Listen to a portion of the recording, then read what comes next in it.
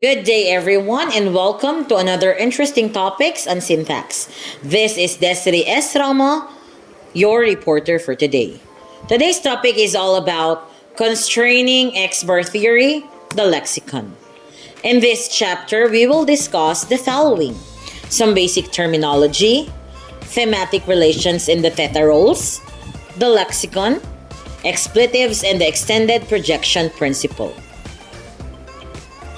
In chapters 6 and 7, we develop a very simple and general theory of phrase structure, the Xbar theory, using only three rules. This theory accounts for the distinction between adjuncts, complements, and specifiers. It incorporates the more articulated view of sentence hierarchy required by constituency tests, and it captures cross-categorical generalizations. Example, the fact that all kinds of phrases, NPs, VPs, APs, PPs, CPs, DPs, and TPs have the same basic properties. Most importantly, it allows us to draw trees for most of the sentences of any language. Take for example, the following pairs of grammatical and ungrammatical sentences. We have number 1, Rosemary hates New York. Rosemary hates. Number 2, Jenny smiled. Jenny smiled the bread box. Number 3, Tracy gave the whale a jawbreaker. Tracy gave the whale. Tracy gave a jawbreaker. The Xbar theory says that complements are optional. Therefore, direct objects which are complements should always be optional. The opposite type of fact is seen in the pair in number 2. The Xbar theory optionally allows a complement, so having a direct object here should be fine too. The same kind of fact is seen in number 3, where both the direct object and indirect object are obligatory or contra Xbar theory. Moving on to some of the basic terminology. An intransitive verb like leave takes a single DP, which is the subject. A transitive verb such as hit takes a DP subject and a DP object. Below are the subcategories we came up with in Chapter 2, substituting DP for NP. In addition to these restrictions, we also find semantic restrictions on what can appear in particular positions. Take for instance sentences number 5, My comb hates raisinets. We have a bolt of lightning killed the rock. There is something decidedly strange about these sentences. Combs can't hate anything and rocks can't be killed. These semantic criteria are called selectional restrictions. Now we will discuss thematic relations and theta rules. One way of encoding selectional restrictions is through the use of what are called thematic relations. These are particular semantic terms that are used to describe the role that the argument plays with respect to the predicate. This section describes some common thematic relations. This list is by no means exhaustive, and the particular definitions are not universally accepted. The initiator or doer of an action is called the agent. In the following sentence, Ryan and Michael are an agent. We have Ryan hit Andrew. Michael accidentally broke the glass. Agents are most frequently subjects, but they can also appear in other positions.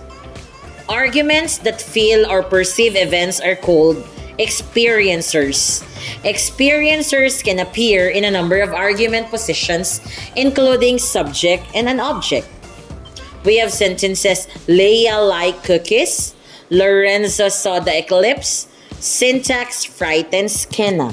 Entities that undergo actions are moved, experienced, or perceived are called themes. We have the following sentences, Eliza kept her syntax book. The arrow hits Ben. The syntactician hates phonology. The entity towards which motion takes place is called a goal. Goals may involve abstract motion. For example, Doe went to Chicago. Dave was given the piña colada mix. There is a special kind of goal called recipient. Recipients only occur with verbs that denote a change of possession. For example, Micaela gave Jessica the book. Danielle receives a scolding from Hannah. The opposite of a goal is the source. This is the entity from which a motion takes place. We have sentences: Bob gave Steve the syntax assignment. Stacy came directly from social linguistics class. The place where the action occurs is called the location. Andrew is in Tuckson's finest apartment. We're all at school. The object with which an action is performed is called the instrument. Chris hacked the computer apart with an axe. This key will open the door to linguistics building. Finally, the one for those benefit an event took place is called beneficiary. Example sentences: He bought these flowers for Aaron. She cooked Matt dinner. Notice that any given DP can have more than one thematic relations. In the following sentence, the DP JSON bears the thematic relations of agent and source, at the very least. There is not one-to-one relationship between thematic relations and arguments. However, linguistics have a special construct called a theta role that does map one-to-one with arguments. The theta roles are bundles of thematic relations that cluster on one argument. Sentence number 15. JSON gets to thematic relations, agent and source, but only one theta role, the one that contains the agent and source thematic relations. Somewhat confusingly, syntacticians often refer particular theta roles by the most prominent thematic relations that they contain. So you might hear a syntactician refer to the agent theta role or DP JSON. Strictly speaking, this is incorrect. Agent refers to a thematic relation, whereas the theta role is a bundle of thematic relations. But the practice is common, so we'll do it here. Remember, thematic relations are things like agent, theme, goal, etc. But theta roles are bundles of thematic relations assigned to a particular argument. Let's now see how we can use these theta roles to represent the argument structure of a verb. Take the transitive verb like place. Place requires three arguments: a subject that must be an agent or the placer, a direct object which represents the theme, the thing being placed, and an indirect object which represents a location or goal, the thing on which the theme is being placed. Let's now see how we can use these theta roles to represent the argument structure of a verb. Applications from these results in ungrammatically. John placed the flute on the table. Placed the flute on the table. John placed on the table. John placed the flute. John placed the flute, the violin on the table. In table 1, the rock placed the sky with the fork. John placed the flute, the table. Example 16a to E show that either having too many or too few arguments results in ungrammaticality. Example 16f shows that using DPs with the wrong theta roles does the same. The rock can't be an agent. The sky can't be a theme. It can't be given to anyone, and with the fork is an instrument, not a goal. 16g shows us that the category of the argument is important. This we already knew from chapter 2. The goal argument of the verb place must be a PP. It appears as if the verb place requires three arguments, which bear precisely the theta roles of agent, the DP, theme, the DP, and goal, the PP. We represent this formally in terms of what is called a theta grid. Take a look at this example. This grid consists of several ports. First of all, we have the name of the predicate A. Next, for each argument that the predicate requires, there is a column with two rows. Each of these columns represents a theta role. Notice that the column can have more than one thematic relations in it, but only one theta role.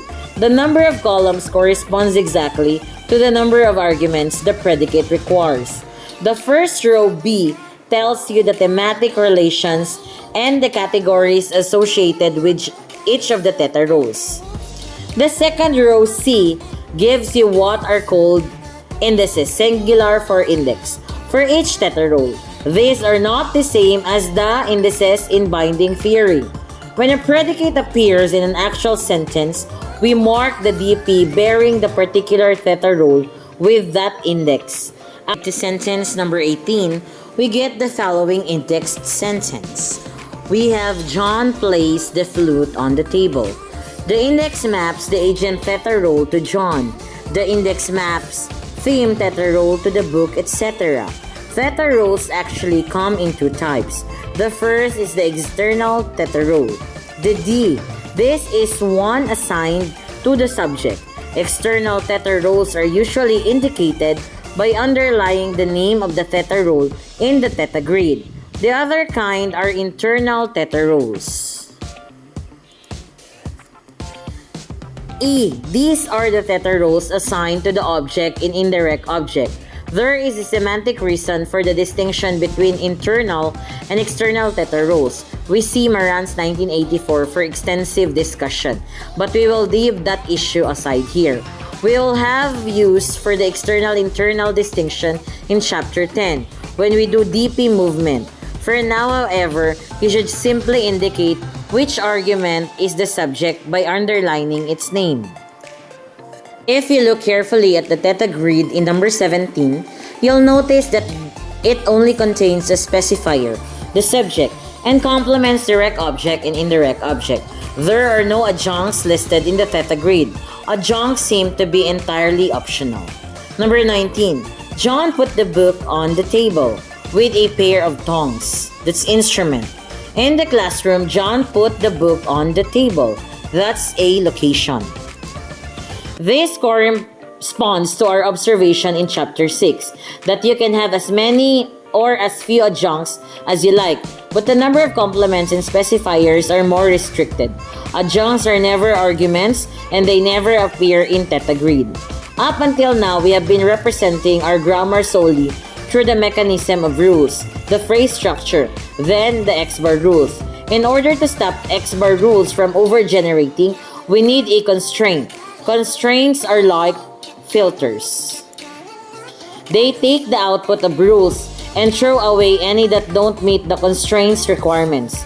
In essence, we are going to allow the Xbar rules to wildly over-generate and produce ungrammatical sentences. Those sentences, however, will be thrown by our constraint. The constraint we are going to use is called the theta criterion. The theta criterion ensures that there is a strict match between the number and types of arguments in a sentence and the theta grid. The theta criterion. We have each argument is assigned one and only one theta role. Each theta role is assigned to one and only one argument. This constraint requires that there is a strict one-to-one match between argument DPs and theta roles. You can't have more arguments than you have theta roles, and you can't have more theta roles than you have DPs.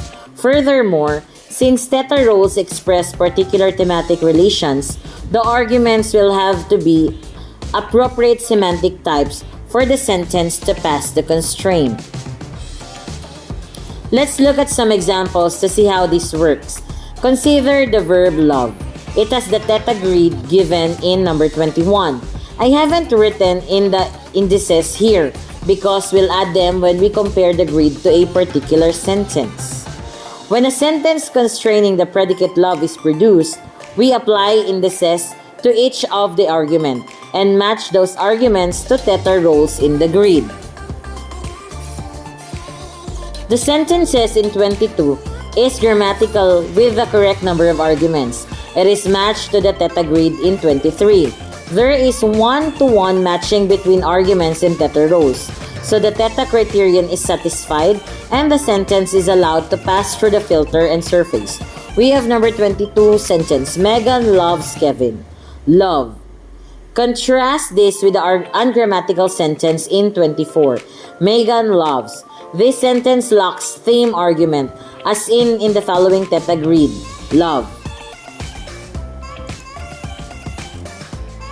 The theme theta role is not assigned to an argument. There is no index in its lower box. This violates the second condition of the theta criterion. Every theta rule is assigned to an argument. There is not a one-to-one matching of the theta rules to the arguments in this sentence. Since the theta criterion is violated, the sentence is filtered out, marked as ungrammatical. Notice our Xbar rules can generate this sentence. It is ruled as ungrammatical by our constraint. The next sentence shows the opposite problem, a sentence with too many arguments. We have Megan loves Jason, Kevin. Love. Here, the argument Kevin doesn't get a theta role. There are only 2 theta roles to be assigned, but there are 3 arguments. This violates the first part of the theta criterion, the requirement that every argument have a theta role. Again, the theta criterion filters out this sentence as ungrammatical. You can constrain the output of the Xbar rules using a semantic tool, theta rules. The theta criterion is a constraint or filter that rules out otherwise well-formed sentences.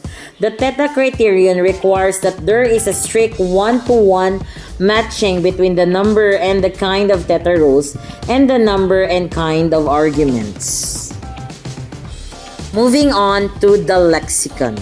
Let's take a step back from these details and look at the big picture. We have developed a model of the grammar where we have 3 simple rules. The Xbar rules that can generate a hierarchical constituent structure. These rules are constrained by the theta criterion, which uses the semantic notion of theta rules. Recall that our theory of syntax is meant to be a cognitive theory. So let's consider the question of where these rules and theta rules are stored in the mind. Chomsky proposes that the part of the mind devoted to languages is essentially divided into 2 parts.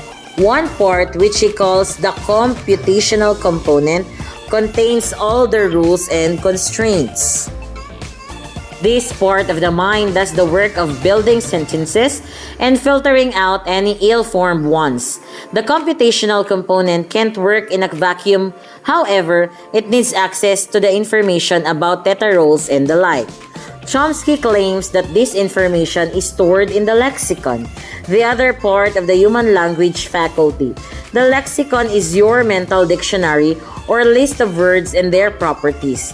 If you think about it, this is the obvious place where theta grades to be stored, which theta rule is assigned to which argument is a property of each of the predicate.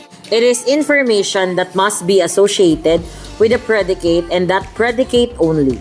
The obvious place to store information about particular words, or more properly, lexical items, is in the lexicon. The lexicon contains all the irregular and memorized parts of the language.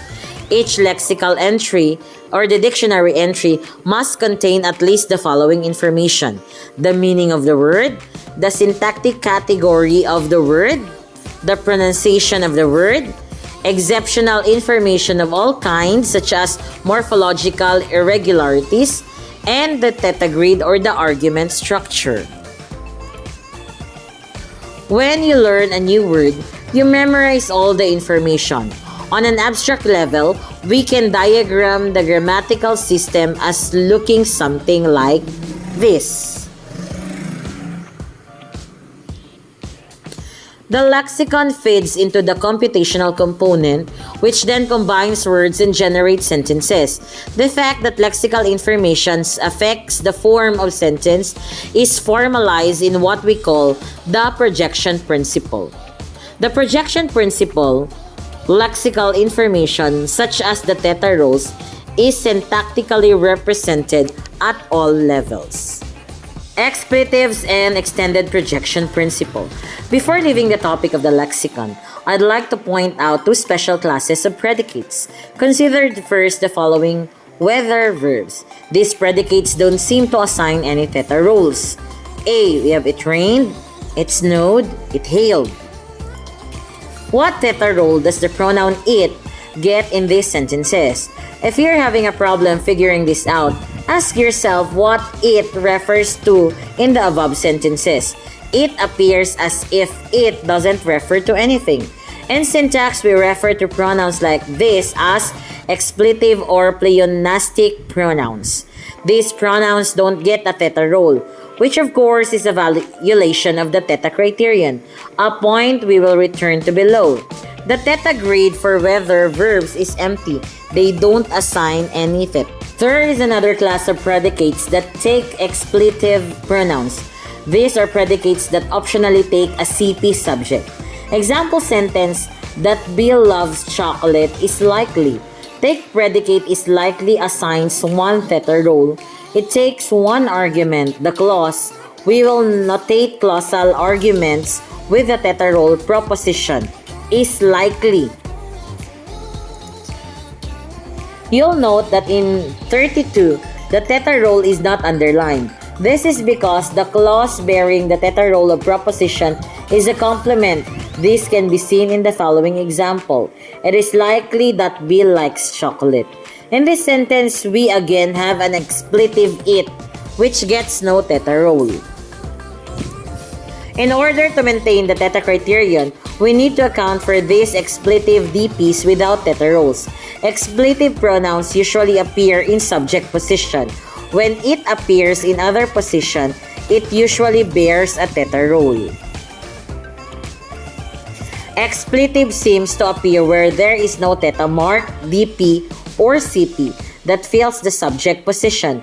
This is encoded in a revised version of the projection principle, the extended projection principle or the EPP. Extended projection principle. All clauses must have subjects. Example, the specifier of TP must be filled by our DP or CP. The EPP works like the theta criterion. It is a constraint on the output of the Xbar rules. It requires that every sentence have a subject. Next, we must account for the fact that expletives violate the theta criterion. One way of doing this is by claiming that expletives are not generated by the Xbar rules. Instead, they are inserted by a special expletive insertion rule. Insert an expletive pronoun into the specifier of the TP. This rule applies when there is no other subject. If there is no theta mark subject and no expletive subject, then the EPP will filter the sentence out. The way in which we get around the theta criteria is by ordering the expletive insertion rule after the theta criterion has applied. Take a look at this. Since expletives are inserted after the theta criterion has applied, they can't be filtered out by it. Note, there are two it pronouns in English. One is the expletive found with the whether verbs. The other is the neuter pronoun it found in sentences like, it bit me on the leg. If you contrast the it in with the ones in the whether verbs, you'll see that the it in this does take a theta role or the agent and thus refer to something probably an insect or some other animal. Not every sentence with an it involves an expletive. The model we've drawn here is a very preliminary. In the next chapter, we will introduce a new kind of rule, the transformation of which expletive insertion is a very special case that will cause us to significantly revise this diagram. To sum it up, we started this chapter off with the observation that while Xbar rules capture important facts about constituency and cross-categorical generalizations, they overgenerate. That is, they generate ungrammatical sentences.